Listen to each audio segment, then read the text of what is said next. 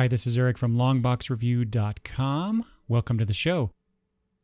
Hey, it's time to take a look at some advanced solicitations because there were some interesting things that I saw as the various publishers were releasing this information. So let's just get right to it, shall we? I'm going to start with, let's see here, Dynamite's April 2016 solicitations. And so there are some interesting things here. First up is the Gold Key Alliance. It's a 5-issue miniseries. And I only mention this because of the characters, the Gold Key characters that I remember seeing in the Gold Key comics. I never actually got these comics. I never actually read them, but I was always interested in them. So you got Turok, the Dinosaur Hunter, Magnus, Robot Fighter, Solar, Man of the Atom. Interesting how they all have one-word names and then these multi-word adjectival phrases. And the Mighty Samson, which is the odd duck from the word side of things. Anyway, so they're, I guess, putting all these characters together. Looks like a lot of fun, although I don't know. I'll probably, if I get this, I will wait for the trade, I guess. But I thought I'd mention that. It just looks interesting to me, just based on the whole Gold Key concept. And speaking of taking some properties and kind of squishing them together, here is the Shadow back for another series, but this time they're putting him in the Twilight Zone. So it's called the Twilight Zone, the Shadow. It's a 4-issue miniseries. Let's see here. It's got a Francesco Francavilla cover, but he's not doing the main art. And if he were, I might be really tempted to pick this up. Every time, though, I try the Shadow out, I'm kind of not wowed, and so I don't continue with it. What is with the Xena Warrior Princess love lately? Because there's a new series, it looks like, with Greg Land and Jenny Frison 50% covers. Anyway, that was a series I never got into when it was on television, and so I'm really curious why now. Why the comic book? I know there was some talk about relaunching Xena with different actors doing stuff, but I don't know what happened with that. But it's curious how these things keep coming back. Oh, here's... I only mentioned this because of my disappointment, but from the previous volume, but Miss Fury Volume 2. It's a new #1, a new series featuring that character. I tried the first few issues of Volume 1 of this, and it was just a mess, and so I didn't continue with it. But the character herself really interested me, so I'm always kind of curious about that character. It's got an interesting cover by one of the interesting covers. I don't see who it's by. It's kind of a red and black cover, but I like the look of it. Ooh, this is something I might have to get at some point. The complete Alice in Wonderland softcover. This is adapted by Leah Moore and John Reppion with art by Erica Awano. It's 184 pages.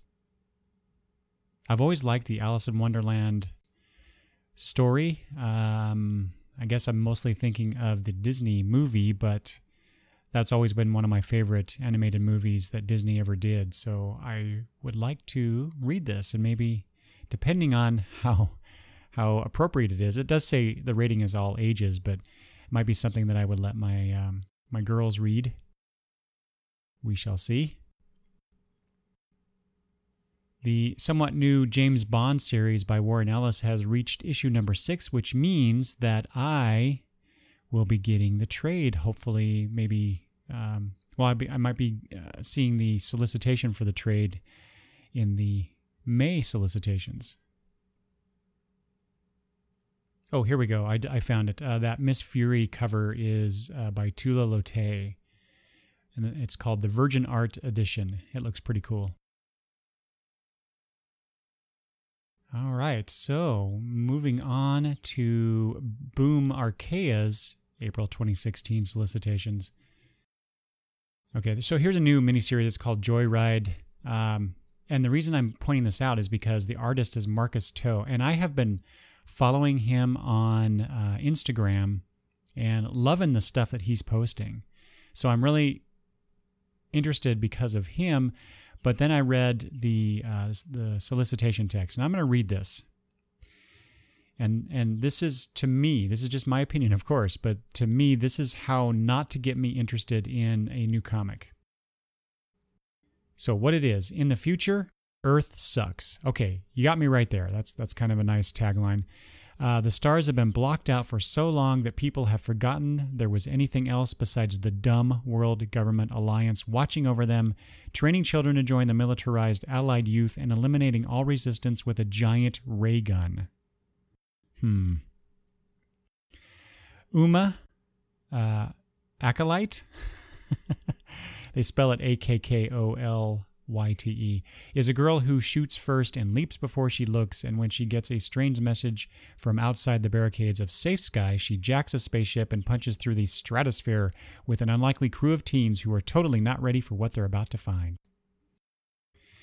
If it wasn't for Marcus To being the artist, I would totally skip this, just based on that text. It just, other than the tagline, it just kind of screams at me like this is not something for me anyway. It's just too much. There's just too much going on here. Let's see. Kurt Pyers and David Rubin's The Fiction is getting traded here. This is a series that I remember looking at going, I might want to pick up the trade, and here it is. See, this is the kind of solicitation text that grabs me. What it is, 4 childhood friends discover a box of strange books that, when read aloud, can transport them to the beautiful imaginary worlds described within. But when one of them goes missing, the others vow never to reveal where they've been and what they've seen. Okay, so why is that? Seems kind of odd. Years later, when one of the remaining kids, now an adult, also mysteriously disappears, it's up to the last 2 of the group to dig up their dusty books to find him and finally figure out what happened to their friend all those years ago. Sets up a mystery. It's pretty clear, basically what the plot line is. So, maybe I just like straightforward descriptions of books.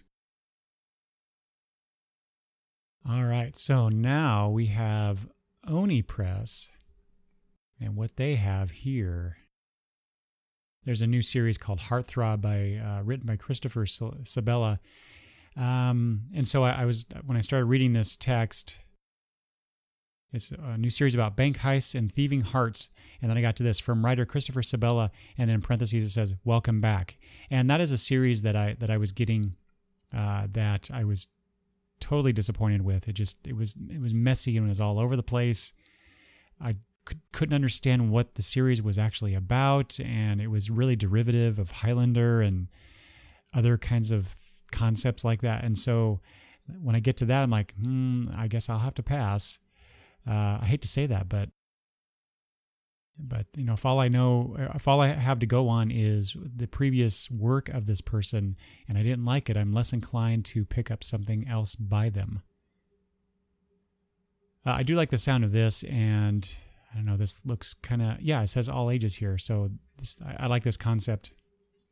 This is The Mighty Zodiac by Jay Torres and Corin Howell. When the blue dragon dies, 6 stars fall out of the night sky. Ailing Master Long, leader of the Mighty Zodiac, orders his warriors to gather the stars, lest they fall into the hands of the malevolent Moon Rabbit Army. That just sounds cool. With the stars, the mighty Zodiac may yet revive their master, rescue their world, and restore the light. Without the stars, the darkness threatens to divide the tribes and destroy the world of Gaia. I would be surprised if this isn't some sort of movie thing, or will be a movie thing. And one of the covers here shows a bunch of animal characters. Looks like you have an ox, a horse, a boar, a snake, a ram, kitten, a wolf, a rooster, a tiger, and a rat.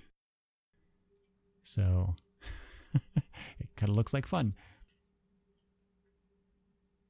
Oh my God. The Sixth Gun returns, number 48. This is by Colin Bunn, Brian Hurd, and Bill Crabtree.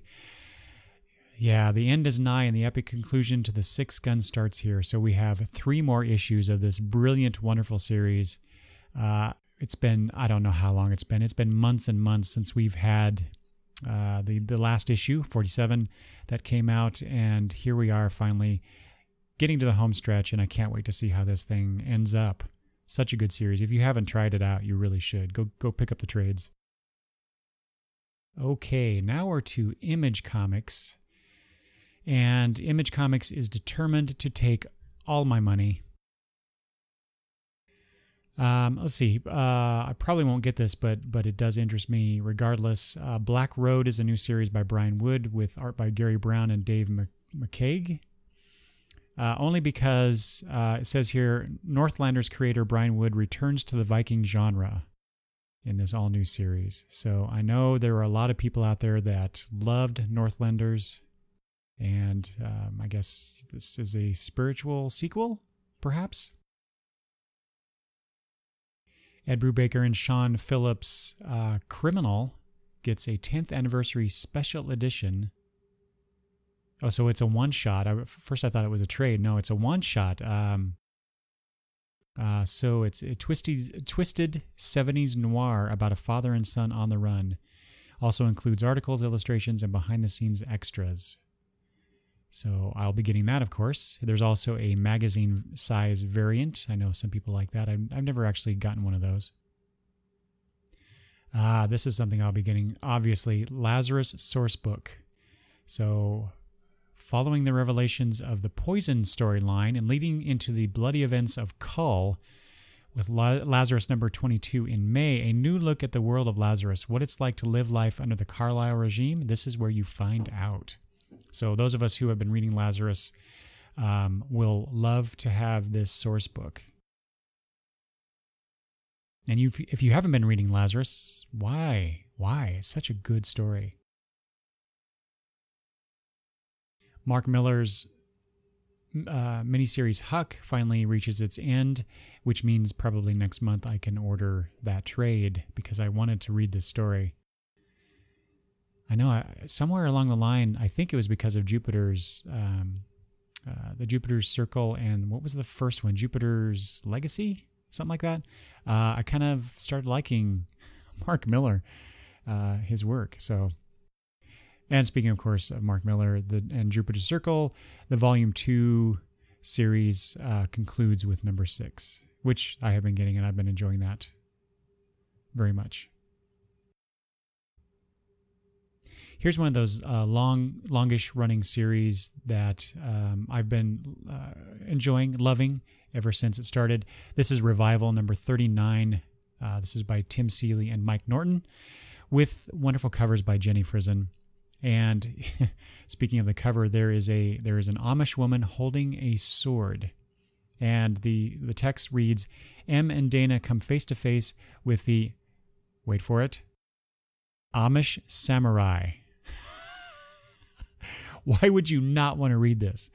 This Amish samurai who has been hunting them, and the revivers start getting ... hungry. Such a good series, guys. If you're not reading it, again, you should be. If you're a fan of Brian K. Vaughan, and who isn't, and I certainly am, the We Stand on Guard miniseries, collecting issues 1 through 6, gets a deluxe hardcover. That was a really interesting series. I was less than pleased that it was only 6 issues because I felt like we only got just a taste of what this world is like. And it was wonderfully done art by Steve Scroce. You probably should just go get this hardcover or wait for the paperback. Either way, but it was a really interesting story.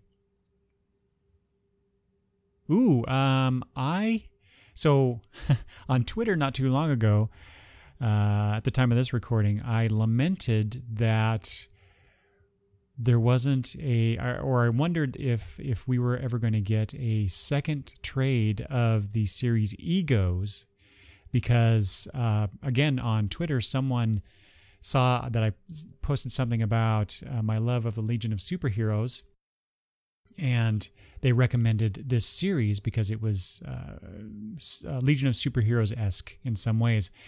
And so I bought the first trade. I haven't read it yet at the time of this recording, but I've been very much looking forward to it. And I guess I kind of was waiting to read it a little bit because I knew that there wasn't a second trade out. Well, flash forward a little bit in time, and Damien, Sleepy Reader 666, tweeted something about getting issue number 9, which surprised me because I kind of thought for some reason, I was just making assumptions that the series had just kind of ended and that was it. Maybe the sales were low and we weren't going to get a trade. And then all of a sudden, here's this issue number 9, which apparently is the end of the it's the end for this volume 2 collection. And so that's what we get. We get issues 5 through 9, and what it says issue 4.5, whatever that means. And so that's good because now I can get this volume and read 2 volumes all at once, and that's always a good thing. Pretty Deadly Volume 2, the trade, is coming out, and so I guess I better read the first volume that I got to know if I want to continue with this. And similarly, there is Southern Bastards Volume 3. I just bought Volumes 1 and 2 in stock trades, had them on sale for 50% off, and so I just grabbed them. Because my wife got me for my birthday a gift certificate at that place, and so now I should probably read those and see if I want to continue with that series as well. Thanks a lot, Image, for trying to steal all my money. Okay, what is next? Oh, IDW, some interesting new things coming out. I was never into this series. I think it was at Marvel back in the 80s, I think I want to say. This is Micronauts, but I've heard over the years how good of a title it was, but I've never actually read the Micronauts. I think maybe at one time there was a special like 2-issue miniseries where the X-Men and the Micronauts teamed up. Am I remembering that correctly? Anyway, I think I remember reading some Micronauts stuff in some comics that I do not have in my collection currently. Anyway, there is a new series, Micronauts number 1, written by Colin Bunn with David Baldion doing the art and J.H. Williams doing the main cover, it looks like. I probably won't get this, but it's worthy of noting, however.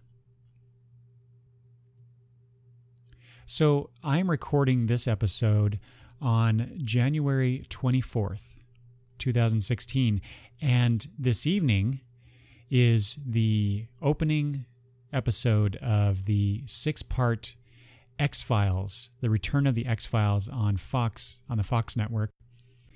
And so just in time for this, I guess, or at least what I'm sure what they think of as the what I want to say here, the immense fan response, I guess, or interest. You get the X-Files number 1. It says on here on the webpage, Spotlight. So 13 years after the original series run, the X-Files has enjoyed a momentous return to television in a thrilling event series from Chris Carter. So now it says Carter and IDW is proud to bring the continuing adventures of FBI agents Fox Mulder and Dana Scully. So what is that? So continuing adventures. So this will, I assume, take place after the events of the 6-part special that'll be on television. So what has been the X-Files seasons that they've been doing? So they just completed, or at least in the same advanced solicitation here, the X-Files Complete Season 10, Volume 1 is being offered. So I don't know what. trying to figure out how these things tie together as far as seasons go, and this new this continuing adventures thing. Kind of confusing to me. Unlike the X-Files, where I'm not really interested in picking up the comic book adventures of the characters, I do read and have read since the beginning the new Star Trek series, which is now up to issue 56 for this advanced solicitation. 56 issues of Star Trek. When that series first started, I did not think it would go more than a year, maybe two, and here we are, 56 issues in. I'm still loving it. It's a really good comic, actually. Mike Johnson is just killing it as far as the stories go. Anyway, this is 56 is the second part of the legacy of Prime Spock. Also is the Starfleet Academy miniseries. There are 5 issues of that, and that is ending, which means I decided to get that in trade, so I'll be getting that, probably ordering that next month. And, because it is 2016 is the anniversary of Star Trek, major anniversary, and there is a new miniseries which I will be getting, and it's called Star Trek Manifest Destiny 1 of 4. With Mike Johnson and Ryan Parrott doing the writing, with Angel Hernandez doing the art.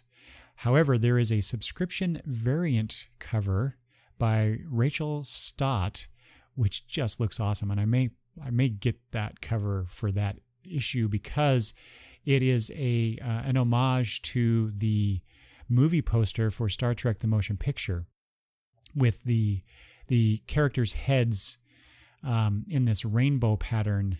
But it's the relaunch guys, Chris Pine and Zachary Quinto, their faces instead of Shatner's and Nimoy's, along with what looks like Lieutenant Ilea here. So I imagine that this series will introduce that character, I guess. I mean, it doesn't say specifically, but maybe the cover is just a play on the poster and that's it, and the character's not actually in it, but that'd be kind of weird. Anyway, I'm rambling. I should mention this is a bi-weekly event, so issues 1 and 2 are advanced solicited here. Oh geez. So the second variant cover is again a play on Star Trek 2: The Wrath of Khan movie poster. So maybe that's just what they're going for, is just to celebrate those past films with these covers, and probably has nothing to do with the actual story. Yeah, it looks like the story itself is actually the return of the Klingons as a major foe in the Trek universe. So, okay, interesting. Anyway, I'll be getting that. I won't wait for the trade on that one. And yet another ending of a miniseries where I am looking forward to the trade being solicited is Gutter Magic, number 4 of 4 by Rich Duke. I want to say Duke. Brent Barkley. So not too long ago, I saw the solicitation in previews for this new series called Gutter Magic, and I'm very interested in reading that story. So that'll be good to finally be able to read that. Okay, so moving on to Dark Horse. And the first thing I see on the page that I'm looking at are the Snoopy flocked vinyl figures. Not that I'm, would get one of these, but I just think it's kind of cool and interesting why they would do this. But here, these vinyl Snoopy, what do they call it? Figures? For some reason, I want to say dolls. These figures, but they're all these different colors. They've got aqua, cinnamon, ginger, mint, orchid, strawberry ice, and white, of course. I don't know. Does anybody actually buy these things? They must, because I've seen these before. So I stopped reading the Buffy the Vampire Slayer seasoned comics a while ago, but here it looks like it's I don't think it's collecting anything. I think it's like an original trade here. It's one of those 6x9 books. But it's Buffy the High School Years, Freaks and Geeks trade paperback. It's written by Faith Erin Hicks, Yishan Lee on art. So, I don't know. I might pick that up. For you Frank Miller Sin City fans, here is the Hard Goodbye Curators Collection hardcover and limited edition hardcover. Wow. So, I guess the Curators Collection hardcover is $175. And the limited edition hardcover is $275. Oh my God. That limited edition features an alternate cover and is signed by Frank Miller in pencil on a special tipped-in image not included in the regular edition, limited to 500 copies. This version is for the discerning collector. Wow. Signed in pencil, that's... Why? Why not pen? That seems rather odd. Anyway, but I guess if you want the collection with this special thing that's $100 more, and go for it, I guess. Okay, when I was scrolling through these advanced solicitations for Dark Horse, I just kind of went by this thing at first. The cover image struck me, so I came back to it just to see kind of what it was about a little bit. And I started reading the description, and then I got to who's writing it and thought, oh, I should pick this up. This is House of Penance. This is a 6-issue miniseries written by Peter Tomasi. Done and done right there. Ian Bertram is doing the art with Dave Stewart on colors. This is the Winchester House, famous for its original owner's bizarre compulsion to incorporate a multitude of architectural curiosities. Okay, right there, that has a personal connection to me because there was a place that I visited with my good friend Travis when we were in middle school. It was summer vacation, and we were traveling to Wisconsin to spend some time with his family, and they invited me along, and we went to this place in Wisconsin. It was called the House on the Hill, I believe, and it's famous for being gigantic, but every room has some odd thing about it. So one room was covered, wall, ceilings, floors, all in carpet, all different kinds of carpet. There was a room with all these dolls everywhere. It's just an odd collection of things in every room, and it takes you hours to walk through the house. So anyway, so that reminded me of that. But as the bereaved Sarah Winchester's workers toil on stairways to nothing and doors to nowhere, a mysterious stranger arrives. Ooh, and he could make Sarah's demons all too real. Yeah, that sounds like fun. And again, so wow, Dark Horse, way to go. How to Talk to Girls at Parties. This is a 64-page 7x10 hardcover written by Neil Gaiman with Gabriel Ba and Fabio Moon doing the art. So sold. I don't even care what it's about. But I'll tell you, 2 teenage boys are in for a tremendous shock when they crash a party where the girls are far more than they appear. Well, of course, it's Neil Gaiman. But Neil Gaiman teamed up with Ba and Moon. Yeah, I'm there. Okay, on to Marvel. Let's see here. What's going on with Marvel besides the Road to War stuff? Here we go. Black Panther #1. This is by, I hope I'm pronouncing this correctly, Ta-Nehisi Coates with Brian Stelfreeze on the art. Ooh, there's a variant cover by Alex Ross. That'd be cool. It's just, it says a new era for Black Panther starts here. Oh, written by MacArthur genius and National Book Award winner Ta-Nehisi Coates, who has done Between the World and Me, which I should probably check out. And illustrated by Brian Stelfreeze, is a story about dramatic upheaval in Wakanda and Black Panther's struggle to do right by his people as their ruler. The indomitable will of Wakanda, the famed African nation known for its vast wealth, advanced technology, and warrior traditions, has long been reflected in the will of its monarchs, the Black Panthers. But now the current Black Panther T'Challa finds that will tested by a superhuman terrorist group called the People that has sparked a violent uprising among the citizens of Wakanda. T'Challa knows the country must change to survive. The question is, will the Black Panther survive the change? Oh my God. So this is, it's 40 pages, but it's $5. $5.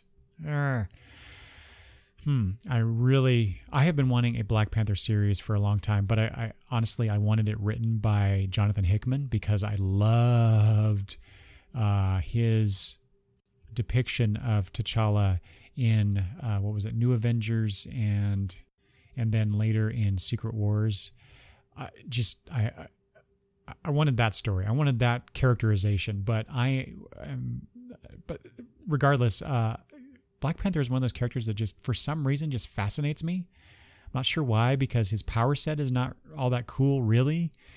He's got a great look. I love the aspect of him being a monarch and dealing with that, and how he deals with other people, considering that he's a king of a nation, and he has that responsibility on his shoulders. And I know that the Christopher Priest run of Black Panther from many years ago, I'm getting that in the trades.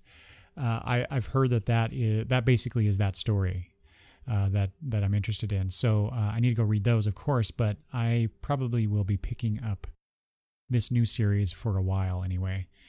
I sure hope it's not $4.99 going forward, though. I doubt it is, but there's a new Moon Knight, Jeff Lemire. No, thank you. Man, I miss the days when Moon Knight was cool. Yes, you can send your letters to longboxreview@gmail.com. Let's see here. Oh, they have here solicitation for Black Widow #2. I just did my order for March, and I decided to go ahead and get the Black Widow series because it's done by Chris Samney and Mark Waid. So they did such a top-notch job on Daredevil, so I wanted to see what they did with his character. Okay, here's something interesting and possibly kind of annoying. So they have the solicitation for Doctor Strange #7, which has been lots of fun. I did not think I would care for it as much as I did or do, but it is Jason Aaron writing it, so that was that was a no-brainer to me. But then they have Doctor Strange: Last Days of Magic #1, and so Doctor Strange #7 says Last Days of Magic Part 2, and this companion, it says this companion to the Last Days of Magic. Oh, companion. Okay, so I thought it was saying it was the final part of that. So I was wondering why. Doesn't matter now because I was wrong, but I was thinking why would they do that? Why would they continue the story in this one-shot thing? But so it's a companion thing. So they're just telling extra stuff at the same time that they're doing that particular story in the main book. Okay, no problem. This variant cover to the Unbeatable Squirrel Girl #7, I looked at it and thought that is the Unbeatable Squirrel Girl going to beat? God, what is his name? Going to beat up the Hobgoblin? I don't know. I don't know who that is actually. Kind of looks like him. But does it say anything in here about? No, it's Swarm. Well, I got that totally wrong. Okay. I talked about Mark Miller before with Image stuff, but he has a new miniseries set in the Marvel Universe, I guess. Is this Marvel Universe or is it his own stuff, but Marvel's publishing it? It's called Empress, and the art is by Stuart Immonen. It's a tongue twister. Imagine you're married to the worst bad guy from your favorite sci-fi movie, an alien dictator feared throughout the universe who will kill you if you leave, but you need to escape for the sake of your 3 children. All you have are your wits, your bodyguard, and 3 guns. Welcome to Empress, your new favorite comic. Ooh, I get to read the Web Warriors. I was interested in that series when it was first announced, but I decided to wait for the trade, and now we get the Web Warriors of the Spider-Verse Volume 1, Electroverse.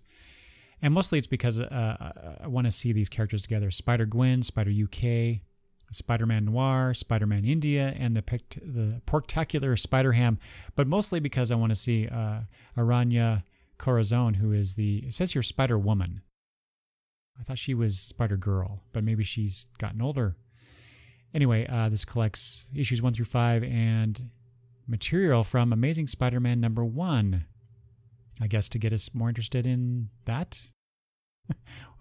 Or maybe it's just actually has something to do with Web Warriors. Anyway.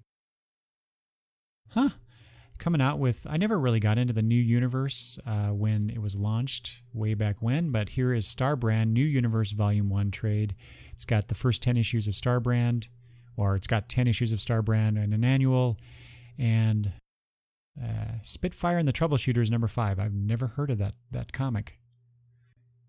Anyways, but if you were a fan of the New Universe and particularly Star Brand, here you go.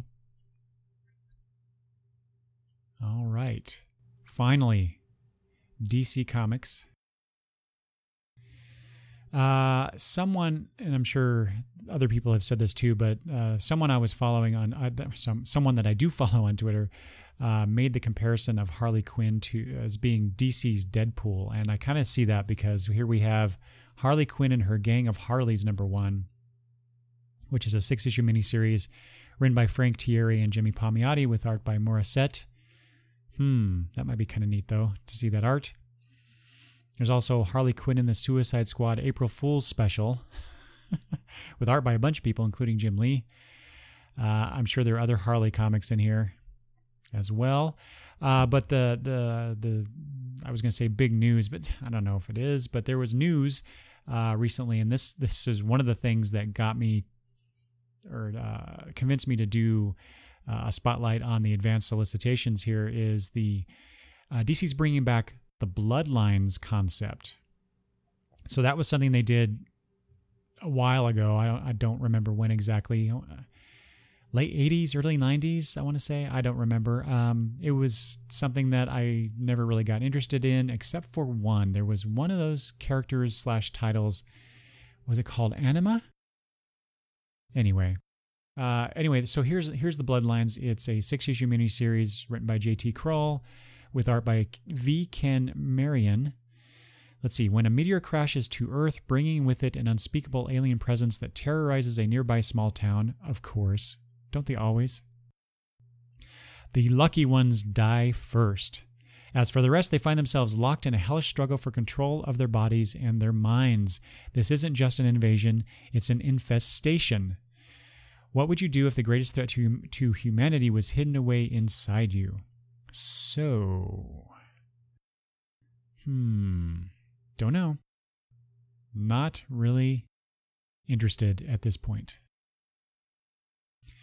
Justice League finally gets to issue 50 with the conclusion, the 48-page conclusion for $5.99. To the critically acclaimed Darkseid War.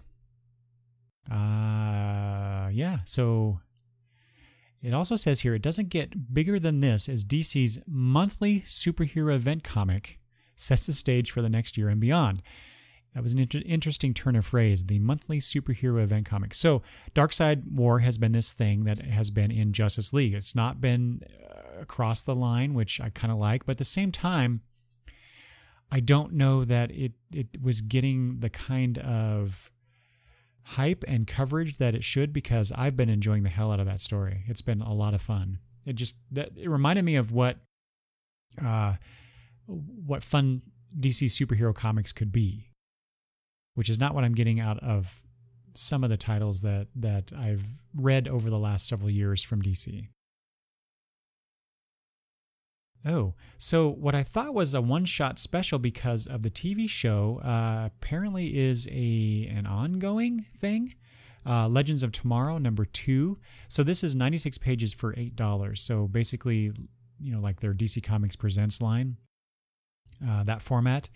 But it's continuing the stories and the folks behind it, Firestorm, Metalman, Metamorpho, and Sugar and Spike, continuing those on. So I got number 1, so I'm guessing I might like number 2. We'll see.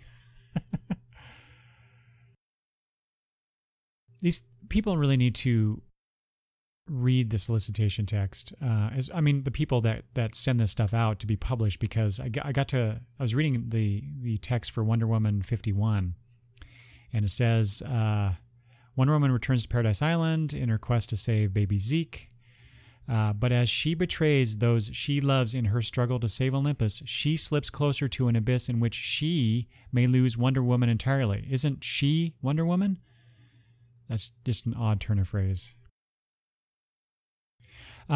Speaking of issue 51, Superman 51, Peter Tomasi is coming onto that series with art by Michael Janin.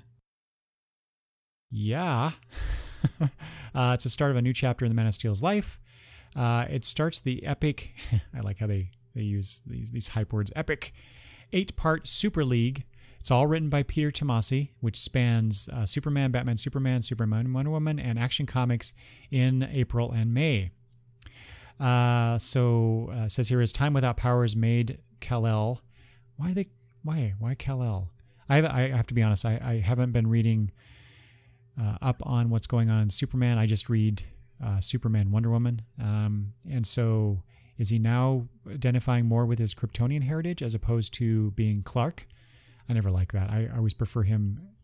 I always prefer Superman thinking of himself as Clark Kent. Anyway, made him realize that the world is in need of more protectors, more superpowered beings like himself. But where will he find such beings? I don't know. Maybe the Watchtower? I'm poking fun, but it's Peter Tomasi, and I probably will get all of these tie-in issues, all of them. This 8-part story, which I normally don't do. I skipped the Doom storyline. I've been skipping the depowered. I don't know what it's called, but the depowered one. Anyway, I like the description for Batman 51, so I'm jumping back on Batman with issue. I think it was 49 actually, when Bruce Wayne returns to being the Batman. But here is issue 51. Batman has battled everything from the Court of Owls to Mr. Bloom to the Joker. Actually, Mr. Bloom's the last one. Why wouldn't he be last in that list? Anyway, but how does he handle a quiet night in Gotham City? Sounds like kind of fun. There's been news recently, as of this recording, that Snyder is walking away from Batman but going to Detective Comics, back to Detective Comics. So I'm wondering what that's going to be about. I'm sure we'll find out more very soon. So I mentioned Michael Janin on Superman with Peter Tomasi. So Grayson number 19, I know we've been told by Seeley and Tom King that they're coming back to Grayson, but Grayson number 19 is written by Jackson Lansing and Colin Kelly with art by Carmine Gian Domenico. Sorry, Carmine. I butchered your name, I'm sure. Part of the reason I love Grayson is that team of Seeley, King, and Janin. So, boy, I hope they don't lose momentum with this creative change. So I recently ordered Green Lantern number 50 just because I just love Green Lantern. I like Green Lantern. I just like that concept, whether it's Hal Jordan or Alan Scott or whoever in Sling in the Ring. I just like the concept of Green Lantern. And I love the Jeff Johns run. I left Green Lantern after the New 52 launched after a while. I've gotten a few things. I got an annual not too long ago. But I got issue 50 because I wanted to see the story between Hal Jordan and his alternate universe version of Parallax. And I see that they're continuing or starting a story in 51 that makes me want to jump back on the series. So who or what are the Gray Agents? They're deadly and determined, and they've captured Trapper, Virgo, and Darlene. I don't know who those characters are. The ship in order... Oh, and Darlene the ship, in order to track down Hal. And that's just the start of their campaign to set themselves up as the new law in the universe. Pity anyone who gets in their way. The first of a 2-part story that will usher in a new era for Hal Jordan. Well, maybe I'll be getting 51 and 52 just to see what's being set up, and maybe I'll jump back on Green Lantern. Ooh, I wonder, it just occurred to me, I wonder if DC's going to do anything special with their 50 issue, their numbered 52 issues, considering it was the new 52 when it launched. We'll see next month, I guess. Here's a cool thing. Supergirl gets, it says Supergirl Book 1 trade. Okay, so they're starting the Peter David run of that character from the 90s. The Matrix creation, who mimics Superman's powers, merges with human girl Linda Davers to create a new Supergirl. So it collects issues number 1 through 9, Supergirl Plus number 1, the annual number 1, and a story from Showcase 96 number 8. I might have to get that because I have one of the trades where it was the end of the series where the Linda Danvers Supergirl meets up with the Silver Age version of Kara, and I love that. So I might be wanting to get this and read through if they continue with the series, book 2, etc. Might be getting those. And also Supergirl Cosmic Adventures in the 8th Grade. It's a new edition of the trade paperback by Landry Q. Walker and Eric Jones. I actually have a copy, but actually I bought it for one of my girls, and I've been holding on to it because I've been reading it. So I should order this for me and give Gabby hers back to her.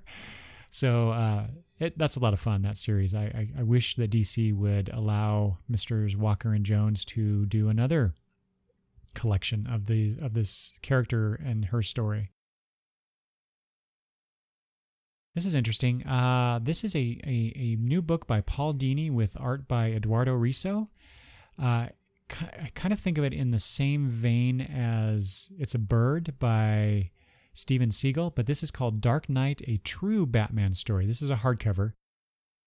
Let's see. So the Caped Crusader has been the all-abiding icon of justice and authority for generations, but in this surprising original graphic novel, we see Batman in a new light, as the savior who helps a discouraged man recover from a brutal attack that left him unable to face the world. And so apparently Paul Dini was walking home, and he was jumped and viciously beaten within an inch of his life, it says. He had an arduous recovery process, hampered by the imagined antics of the villains he was writing for television. But despite how bleak his circumstances were, or perhaps because of it, Dini also always imagined the Batman at his side during his darkest moments. So you get this autobiographical tale tied in with the Batman and his supporting characters. So, that I probably have to get that because that sounds like a really cool story. I know I really like autobiographical stuff by comic creators.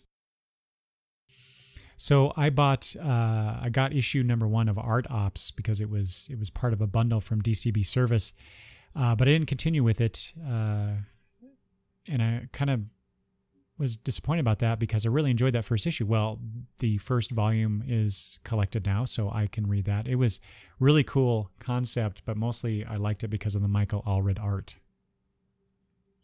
Oh, and I highly recommend that you go pick up the Twilight Children trade paperback. This is written by Gilbert Hernandez with Darwin Cook doing the art. What an interesting and lovely looking book this was. It's only 4 issues. It's why are they charging $15? That's kind of excessive. But anyway, doesn't matter. $15 for that book, I would buy that. And that is it. That's all I got for you for the advanced April 2016 solicitations. What are you buying? What are you looking at for April that interests you? Let me know. Let me know by emailing me at longboxreview@gmail.com or just get a hold of me at Twitter. That's probably easier. Either way, or you can just go to longboxreview.com/contact, and there are various ways to get a hold of me. I hope you enjoyed this episode. I will talk to you soon. Thanks for listening. Bye-bye.